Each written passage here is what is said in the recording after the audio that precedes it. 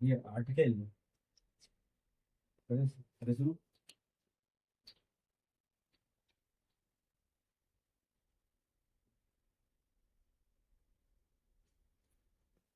थोड़ा ध्यान से सुनो, थोड़ा सा इंपॉर्टेंट आर्टिकल है एक्चुअल में। ये जो आर्टिकल आपको मिलेगा ये इमरजेंसी के दौरान है। बात समझिए मैं क्या कह रहा हूं। एडीएम जबलपुर का केस पढ़ा होगा कहीं? हाँ, पढ़ा तो जरूर होगा एडीएम जबलपुर का केस, लेकिन आज पूरे डिटेल से हम समझने की कोशिश करेंगे एडीएम जबलपुर केस क्या है।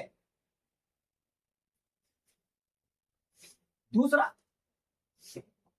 असल में इसके 50 साल पूरे हुए हैं और मेन थीम मैं बता देता हूं आपको कि जुडिशरी के ऊपर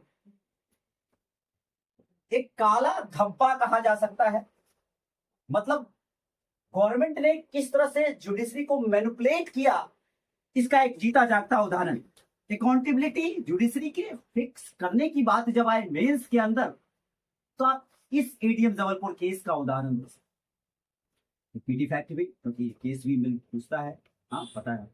और मेंस पॉइंट्स लिखते रहिएगा, दिमाग लगाते रहिएगा, जहां नहीं समझ आए आप पूछ। एक ब्लैक स्पॉट, ये पूरा केस जो है Adam ADM Jabalpur versus Shivkant Shukla versus Shivkant Shukla, इसका पूरा नाम। थोड़ा सा हिस्टोरिकल बैकग्राउंड समझने की कोशिश करते हैं।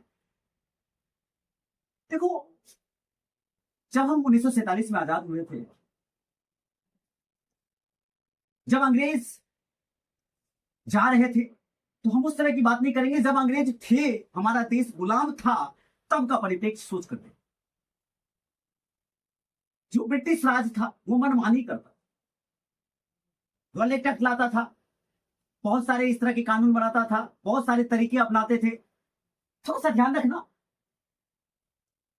अच्छा, एक सवाल आपसे पूछूं कि ब्यूरोक्रेसी में सबसे बड़ी प्रॉब्लम क्या है, दिक्कत क्या है? सवाल ये पूछा गया है मेंस के अंदर। ब्यूरोक्रेसी मतलब समझ, नौकरशाही मतलब यूपीएससी के जो आईआईएम वगैरह होते हैं लोग, ब्यूरोक्रेसी। तो ब्यूरोक्रेसी में सबसे बड़ा प्रॉब्लम कहां आता है, क्यों प्रॉब्लम आता है कि आज भी आपको ऐसे ऐसे ब्यूरोक्रेट्स मिलेंगे जो यंग लोग, ओल्ड लोग भी, सब लोग, 2 4 5 को अभी आपके नाम तो नहीं ले सकते हैं, लेकिन फिर भी नाम भी ले सकते हैं, उदाहरण का तो यूज कर सकते हैं। आपको भ्रष्टाचार में बताना पसंद करो, क्या कहां दिक्कत आता है, क्यों ये करप्ट हो जाते हैं, क्यों ये सही से काम नहीं करते हैं, कहां पर दिक्कत आती है। और देखो, गवर्नमेंट की चीजों को पकड़ कर डालना, उसको एनालाइज करना पड़ेगा, आपको पढ़ना पड़ेगा, उसके पॉइंट्स को डालना यूपीएससी से, यूपीएससी यही चाहिए। क्योंकि आप अपने मन से, ठीक है, अपने मन से भी कुछ बातें लिखोगे, लेकिन ऑथेंटिक चीजें भी कुछ होना चाहिए। क्योंकि यूपीएससी का जब आप प्रीवियस ईयर का पीवाईक्यू देखोगे, तो अक्सर आपको दिखेगा वो ऑथेंटिक सोर्स से बात करता है, मिनिस्ट्री गवर्नमेंट की वेबसाइट से बात करता है, पीएमसी से बात करता है, कुछ ऑथेंटिक बुक से बात करता है। ऑथेंटिक हर एक बुक से माइंड आइज नहीं बात करता, कुछ ना कुछ लिमिटेशन है। उसी तरह से ब्यूरोक्रेसी में सबसे बड़ा प्रॉब्लम क्या है, समझो समझो। मीडियम लेवल को ब्यूरोक्रेसी करता है, उससे पहले थोड़ा सा ये जो ब्यूरोक्रेसी है, ये ब्यूरोक्रेसी में दिक्कत क्या है। 1947 से पहले जब हमारे यहाँ आईसीएस हुआ करता था, यूपीएससी को आईसीएस बोलते थे, उस समय जो ब्रिटिश राज का जो ब्यूरोक्रेसी हुआ करता था, वो जो ब्रिटिश राज का ब्यूरोक्रेसी हुआ करता था, वो अपने हिसाब से करता था, क्योंकि उनको तो धन लूटना था और लेट करके पहुंचा था बेटे। बात समझ रहे मैं क्या कह रहा हूं? तो उनके दिमाग में एक ही कॉन्सेप्ट, लूटो, और वही पैटर्न आजादी के बाद कहीं ना कहीं चलता चला गया और आज तक देखने को मिल रहा है। अब देखो, आपको जब एक पॉइंट दे रहा हूं जब भी लिखना हो तो सेकंड एआरसी की रिपोर्ट कहीं मैं आप पढ़ से पाओ तो ठीक, नहीं तो उसी दिन मैं देखूंगा तो एआरसी का, क्योंकि एआरसी पढ़ना बहुत जरूरी। एआरसी की रिपोर्ट कहती है कि सबसे बड़ी जो दिक्कत है ना ये ब्यूरोक्रेट्स के साथ, वो है ट्रेनिंग की। जो लवासना में या कहीं भी ट्रेनिंग दी जाती है ब्यूरोक्रेट्स को, वो ट्रेनिंग उनको सही से नहीं मिलता, कहीं ना कहीं ट्रेनिंग में लेगुनास है। अगर मैं ही आपको सिखा रहा हूं, बहुतों को मैंने सिखाया, अगर मैं सही ट्रेनिंग दे पाता तो शायद मैं सही ट्रेनिंग नहीं दे पा रहा हूं। निश्चित तौर पे करप्शन इसीलिए हो रहा है ब्यूरोक्रेसी में कि ट्रेनिंग वो लोग सही से नहीं। ये एआरसी की रिपोर्ट कह रही, मैं नहीं कह रहा, एआरसी की रिपोर्ट। और कहीं ना कहीं दिक्कत है, निश्चित तौर पर यूपीएससी में रिफॉर्म की जरूरत है, जो आपको ब्यूरोक्रेट्स को बात समझा मैंने क्या कहा। इसको साइड करें, हम एक नॉर्मल सी बात याद आ गई तो साइड करें। अब आते हैं हम वहां थे ना एटीएम जबलपुर केस में। मैंने आपको कहा हिस्टोरिकल बैकग्राउंड, उस समय भी जो ब्रिटिश थे, वो ब्रिटिश वही सोचते थे, अपने अनुसार सोचते थे, तो उन्हीं के तौर वो अत्याचार भी करते थे। आपके यहाँ लोगों के साथ अत्याचार भी बहुत ज्यादा करते थे, उसमें कोई दिक्कत नहीं, कोई बुराई नहीं है। अभी जब आप मॉडर्न पढ़ोगे तो आपको मनमानी करो। तो जब देश आजाद हुआ तो जनता को स्पेशल राइट देने की आवश्यकता हुई, महसूस हुई कि नहीं, जनता को स्पेशल राइट होना चाहिए ताकि उसका उनका फंडामेंटल राइट नहीं छीनना चाहिए। जुडिशरी को ज्यादा पावर, कहते हैं ना जुडिशरी को पावर क्यों दिया गया, तो आप इसको जस्टिफाई करोगे, इस बात को डाल दो। जुडिशरी को पावर ज्यादा इसलिए दिया गया ताकि वो फंडामेंटल राइट का, लोगों के हित का, समाज के हित का रक्षा कर सके, इसलिए जुडिशरी को सुप्रीम बनाया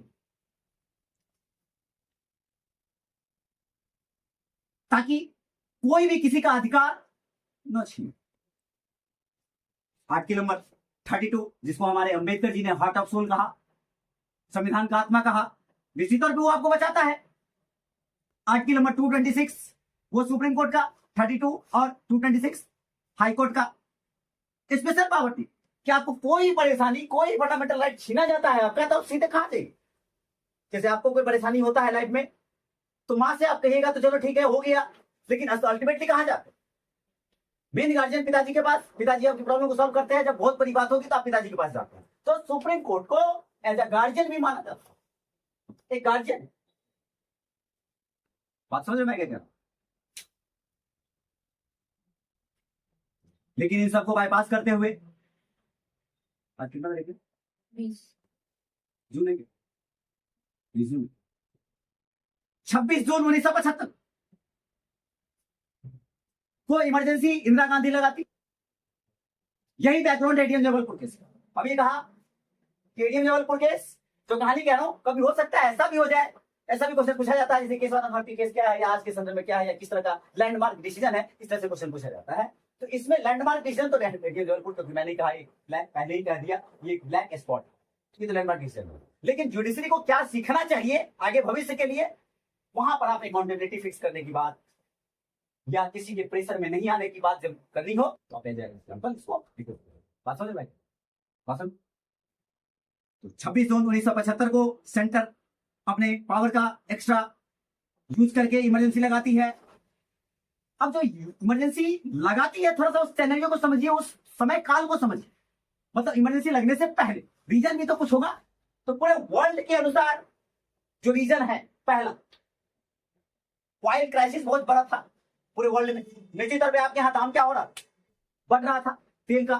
तो आपके यहाँ महंगाई क्या हो, इसी से पलट दीजिए। दूसरा ऑयल क्राइसिस होगा तो महंगाई क्या हो, इन्फ्लेशन क्या हो, बेरोजगारी क्या हो, अनएम्प्लॉयमेंट क्या होगा, कनेक्ट कर पा लो, बढ़ेगा।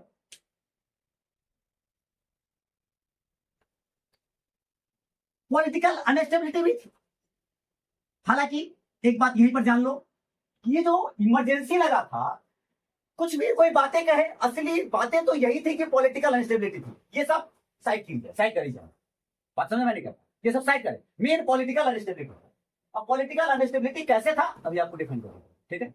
लेकिन ये भी जब आपको कोई पूछे तो तर्क सही ये सब बातें चलेंगी, लेकिन मेनली आप पॉलिटिकल अनस्टेबिलिटी की बात करें, यहां करें, ठीक है। तो इसका बैकग्राउंड फिर थोड़ा हमें जानना होगा। आखिर ऐसा क्या हुआ कि इंदिरा गांधी की इमरजेंसी लगा, इस बात को समझना पड़ेगा। हालांकि आपका अगर पढ़ा हुआ होगा तो आप उसको कनेक्ट कीजिए। देखो पढ़ा हुआ सबका होता है, सब कुछ, मैं ये नहीं कह रहा हूं कि नहीं पढ़ा होता है, पूरा सिलेबस खत्म किया होता है, लेकिन कब कहां किस चीज को कनेक्ट करके उसको आंसर में डिकोड करना, मतलब एक चीज को कम से कम 10 बार आप पढ़िए, ऐसे ऐसे केस को 10 बार 15 बार, तब जाकर के दिमाग में एकदम अटैच रहेगा। तब वो समय जब आएगा, टाइम आएगा लिखने का, आंसर राइटिंग का या प्रीलिम्स का कोई भी क्वेश्चन, फटाफट फटाफट फटाफट। अरे कंप्लीट करने वाले, इस बार जो यूपीएससी का पीटी हुआ, जो कंप्लीट करने वाले कंप्लीट किए, ऐसा थोड़ी नहीं किया। तो निश्चित तौर पे वो 100 प्लस किए होंगे, तभी वो कंप्लीट किए होंगे। जो 90 है, जो 85 है, जो 95 है, वो बाहर है। तो क्या दिक्कत है, वो तो पता बात की बात है, वो हमारे काम का नहीं, लेकिन जो कंप्लीट करने वाले हैं वो तो किए। जो 100 से अब वाले या 105 वाले हम लोग तो है, दे रहे हैं, मीन्स दे रहे। बात सुना मैंने क्या? थोड़ा सा मैं जो बोल रहा था आपको कि ऐसी क्या दिक्कत हो गई कि इंदिरा गांधी को इमरजेंसी ना, तो मैंने 26 जून की बात की कि 26 जून अभी ध्यान में रखिएगा, 12 जून को इलाहाबाद हाईकोर्ट ने इंदिरा गांधी के खिलाफ, इंदिरा के खिलाफ एक जजमेंट क्या दिया कि 6 साल तक आप चुनाव नहीं लड़ सकते। कितने तारीख को? 12। लेकिन 24 जून को, 24 या 25, 24 जून को सुप्रीम कोर्ट ने इसको पलट दिया। बात समझे मैंने क्या? पलट। और इसी का आड़ में इंदिरा गांधी ने अब सोचा, समझ आया, पॉलिटिकल अनस्टेबिलिटी, ये तो पॉलिटिकल अनस्टेबिलिटी होगा, क्योंकि इंदिरा गांधी को पावर चाहिए था, सत्ता चाहिए था, जो भी पार्टी हो उसको सत्ता चाहिए। बस 26 तारीख आ गया, बात समझी मैंने क्या कहा? अभी देखो जितना बात मैं बता रहा हूं, अगर मेरे बताने के बाद अगर मैं आपसे पूछना शुरू किया तो बोर्ड पर आकर के पूरी कहानी मुझे बता दीजिए, इसका मतलब यू आर बेस्ट। देखो 10 टॉपिक पढ़ लेने से या 50 टॉपिक पढ़ लेने से आप यूपीएससी क्या, बीपीएससी क्या, एसएससी में कंप्लीट नहीं कर सकते, कोई भी एग्जाम नहीं कर। बात समझ में? तो ध्यान रखिएगा, अभी आपको बुला के आपसे बात हम तो मेहनत पूरी करूंगा, नहीं होगा तो मैं बताऊंगा कैसे करना है, लेकिन मुझे चाहिए, क्योंकि आंसर लिखने के क्रम में आपका एक मतलब फिक्सेशन में एक चीजें चलता, हमेशा चलना चाहिए। देखो कोई दोस्त नहीं, कोई यार नहीं, कोई फ्रेंड नहीं, कुछ नहीं, मोबाइल को फेंक दीजिए, तभी जाकर के आप यूपीएससी तक जा सकते हैं, अदरवाइज भूल जाइए, पीटी तक नहीं होगा। बाकी तो बात छोड़ ही दीजिए, आपको एकदम त्याग करना पड़ेगा। और ये जो इंदिरा गांधी 352 के तहत इमरजेंसी लगाती है, 352 आर्टिकल नंबर 352, उस समय हमारे पास इंटरनल इमरजेंसी की ही बात थी, क्योंकि अमेंडमेंट करके बाद में हमने सशस्त्र बल जोड़ा था, पढ़ेंगे। पहले इंटरनल की आंतरिक विद्रोह हो रहा है, और हमने 352 की सहायता से क्या कर दिया, आपातकाल की कोशिश। किसने? 26।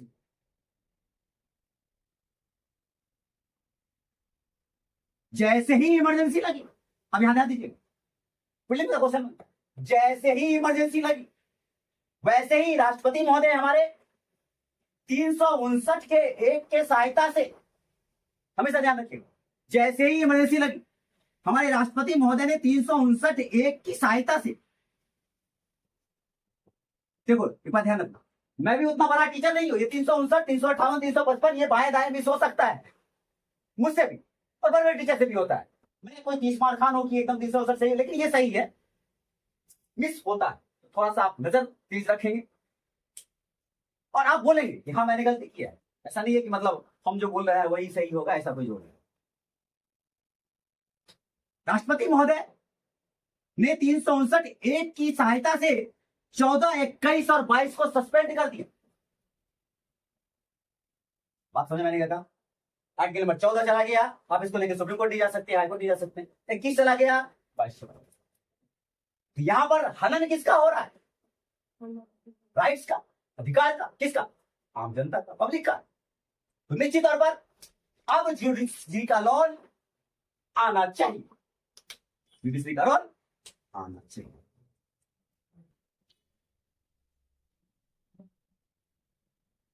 समझ पा रही है मैं क्या कह रहा हूं? पूरा समझ आ रहा है? और यहीं पर सरकार ने, मतलब इंदिरा गांधी सरकार ने 1971 में, आपने नाम सुना होगा, Misa act.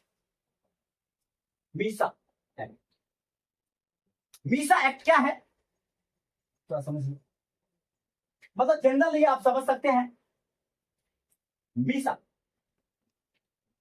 Maintenance of internal security act 1974, Indira Gandhi ने लाया और कहा कि इस एक्ट की सहायता से, जैसे प्रोजेक्ट आया था मनी लॉन्ड्रिंग का, मतलब गिरफ्तार किया और बस कोई सवाल जवाब नहीं, यहां तक कि कोई सवाल जवाब आपसे नहीं पूछा जाएगा, सिर्फ गिरफ्तार गिरफ्तार गिरफ्तार तो जल्दी चाहिए, कोई अपील नहीं, कोई दलील नहीं।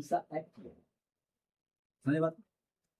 नहीं सुन, मैंने कहा इंदिरा गांधी ने ये एक्ट लाया और इसकी सहायता से किसी को भी गिरफ्तार कर लो, वो आदमी कोई अपील नहीं कर सकता है, कोई दलील नहीं कर सकता, उसी की तरह पहले इंदिरा गांधी डिक्टेटरशिप सिंपल उसी की।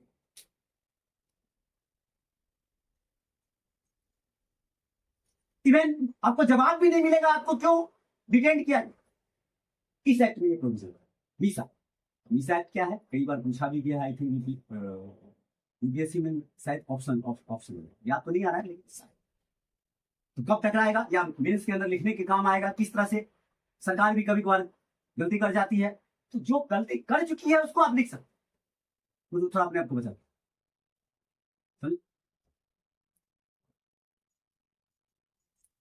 रातों रात 1,40,000 लोग गिरफ्तार कर लिए गए। उस समय के जो बड़े बड़े लीडर थे, मतलब 26 जून की घटना है, और रातों रात मोरारजी देसाई, अटल बिहारी वाजपेयी, आडवाणी, ऐसे बहुत बड़े बड़े नेता थे, 1,40,000 लोगों को गिरफ्तार कर दिया ताकि उनकी, मतलब उनका आवाज दबाए। उसमें जेबी भी थे।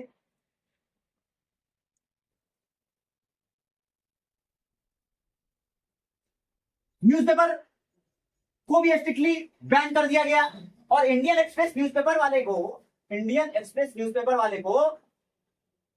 भी बैन किया होगा सारे न्यूज़पेपर। तो इसने आर्टिकल जहां लिखा जाता है उस जगह पर इसने एक बात लिखी, sorry, so sorry it's blank, so sorry it's blank. इसका मतलब क्या हुआ? So sorry it's blank. कहीं ना कहीं वो आर्टिकल खाली छोड़कर और ये लिखकर क्या कर रहा है? विरोध जता रहा है सरकार का, यही बात हुआ ना, आई एम सॉरी। तो ऐसे शब्दों को आंसर के अंदर इस तरह से जब कुछ बातें करनी हो, इंटरव्यू वगैरह में बातें करनी हो, तो आप अच्छे शब्द का इस्तेमाल, मतलब सीधा बात समझिए कि जब तक आपका रिजल्ट नहीं होता है आपको जीना पड़ेगा इस एग्जाम को, समझे बात को, तभी आप इन सब चीजों को रिपोर्ट करो।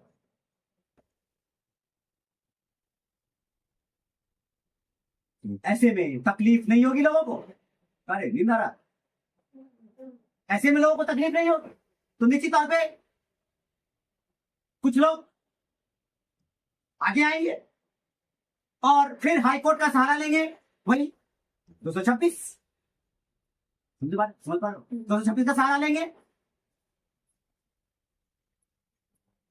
और यहां पर सरकार को चुनौती, पिछले में सरकार को चुनौती दिया जाएगा, और यहां पे हैबियस कॉर्पस, क्या देखो आपको हैबियस कॉर्पस लिखा नजर आ रहा है, परमादेश सुप्रीम कोर्ट ने 226 के आयता से, सुप्रीम कोर्ट ने या हाई कोर्ट ने जो भी है 226 की सहायता से कहा to have the body of, मतलब वो बॉडी प्रस्तुत कीजिए, टू हैव द बॉडी। दो बातें ध्यान रखना यहीं पर, यहां पर जो आपको लिखा मिल रहा है habeas corpus can be issued against private individual and public authorities, public authorities के खिलाफ भी जाएगा और दूसरा प्राइवेट इंडिविजुअल के खिलाफ, ये दो बातें तो ध्यान रखना, इसीलिए क्योंकि डायरेक्ट ऑप्शन में सुप्रीम कोर्ट इस तरह की, यही जो लोगों ने केस किया, बात समझो, यही जो लोगों ने केस किया, इसका नाम क्या पड़ा बेटा? एडीएम जबलपुर वर्सेस सिक्का, समझे बात को?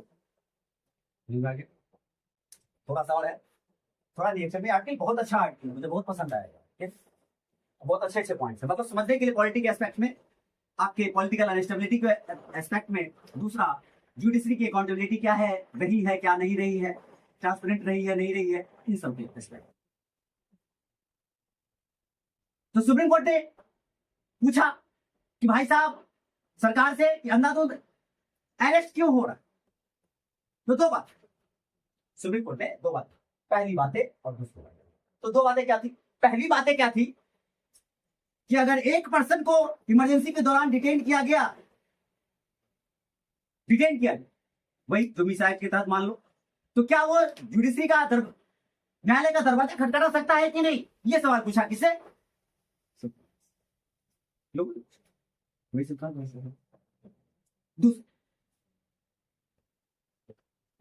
ने सवाल किया कि हैबियस कॉर्पस नाम का कोई चिड़िया है भी कि नहीं है।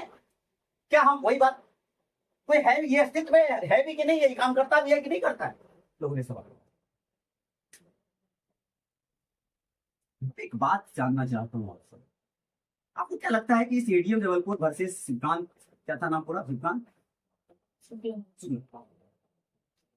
इस केस में सुप्रीम कोर्ट वर्डिक्ट क्या दे? सरकार के खिलाफ देगा या सरकार के पक्ष में देगा? जनरली बताओ, कितना बोलने के बाद आइडिया लगा क्या? सरकार के पक्ष में देगा या विरोध में देगा? पक्ष में, सरकार के पक्ष में। हाँ, मतलब नॉर्मली सोच के देखो, सरकार के पक्ष में। यहीं पर जुडिशरी की अकाउंटेबिलिटी फिक्स खत्म। अब देखो, यहां पर पांच जजेस की बेंच, पांच जजेस की बेंच में एक दो जजेस का नाम तो मैं नहीं बता पाऊंगा, लेकिन जो इंपोर्टेंट है वो बताओ। एचआर खन्ना पहला नाम, और एचआर खन्ना के बारे में ध्यान रखिएगा। एचआर खन्ना ये हीरो थे, जैसे इस 100 में मैं हीरो हूं, कोशिश करता हूं कि आईएएस बना पाऊं। अब सीखना नहीं चाहता यहाँ का लोग, एक अलग बात है, वो लोग एटीट्यूड में ही रहते हैं। लोग बहुत सारे लोग आते भी हैं जाते भी हैं, तो चिंता रहता है। तो एटीट्यूड नहीं चलता यूपीएससी बस एक ही चीज चलता है, मेहनत, लगन, डेडिकेशन। पागल कर, और ऐसा भी नहीं कि पागल हो जाए। क्या काम है? एचआर, ये हीरो थे। कैसे हीरो थे मैं बताता हूं। एक एचआर खन्ना उस 5 जजेस में थे और 4-1 से फैसला आया था। एक अभी डीवाई चंद्रचूड़ या वाईबी चंद्रचूड़, अभी जो चीफ जस्टिस थे कुछ दिन पहले, मतलब इनके पिताजी डीवाई चंद्रचूड़ और वाईबी चंद्रचूड़ थे। तो अभी जो डीवाई चंद्रचूड़ थे चीफ जस्टिस कुछ दिन पहले, इनके पिताजी इस केस के हिस्सा थे। वाईबी चंद्रचूड़, इनके पिताजी। मैंने कहा एचआर खन्ना और एक और आदमी था पीएन भगवती, 3 आपके लिए काफी, बाकी देखना उसमें। सबसे बेकार डिसीजन, वर्स्ट डिसीजन, सबसे वाहियात डिसीजन,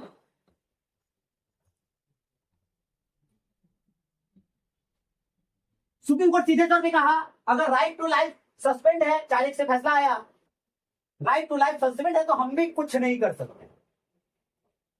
14-21 और 19 यही था ना, 14-21-19 यही था ना, ये 3 आर्टिकल था ना, 14-21-22। तो सरकार के सामने जुडिशरी ने क्या किया? घुटना टेक दिया। हाँ, इसमें तो बहुत कोशिश करता हूं कि लोग सीखे, मैं घुटना टेकता हूं अपना, लेकिन कोई सीखने के लिए इतना बात समझ में आया मैंने क्या कहा? इतना बात। अब एचआर खन्ना ने अपने पेज में, अपने जो लोग लिखते हैं उसमें लिखा कि नहीं, संविधान ने जीने का अधिकार सबको दिया है, नेचुरल राइट सबको दिया है, लॉ के हिसाब से चलिए। एचआर हुए कि नहीं हीरो, सबके विरोध में दे रहे हैं फैसला। और एचआर खन्ना मोस्ट सीनियर जज थे। इंदिरा गांधी ने, या उस समय की सरकार ने, इंदिरा गांधी नहीं, उस समय की सरकार ने इनको बाईपास करके इनसे जूनियर को सुप्रीम कोर्ट दे, क्योंकि इन्होंने सरकार के बात समझ में, वास्तव में ये हीरो थे।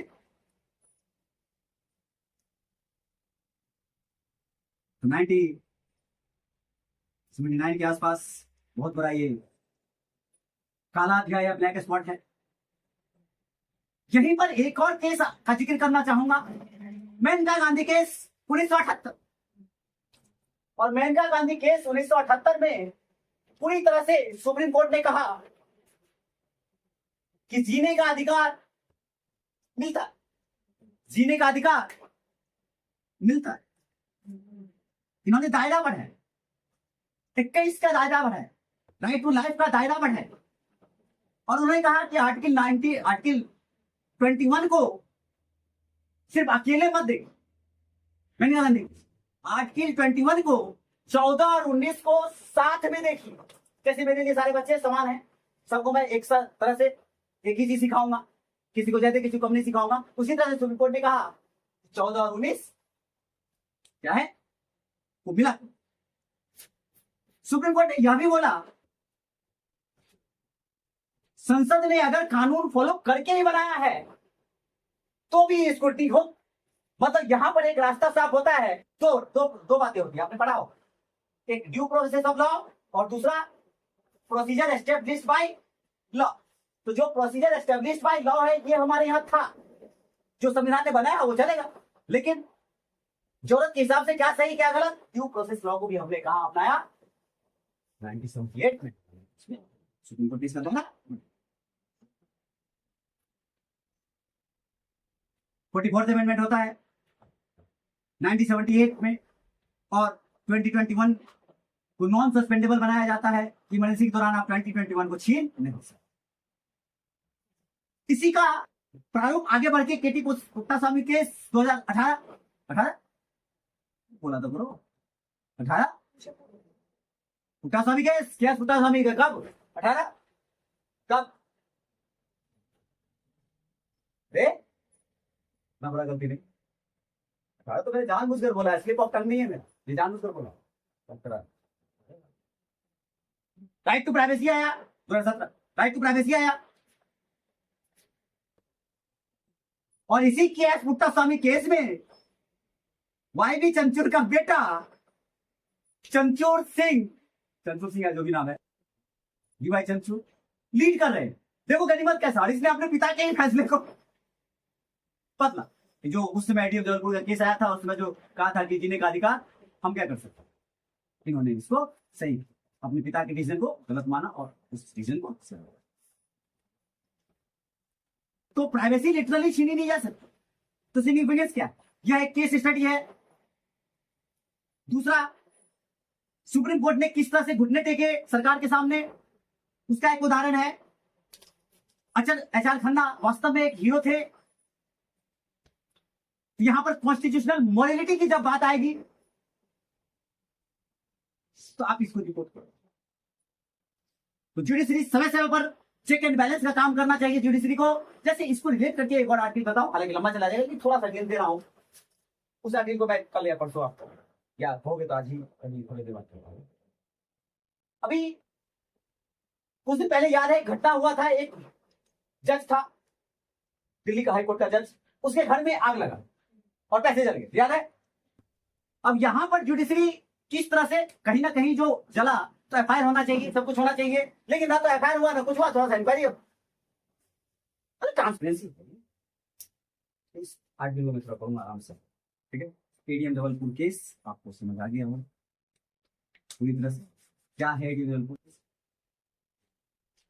बता सकते हैं जितना हो सकता है।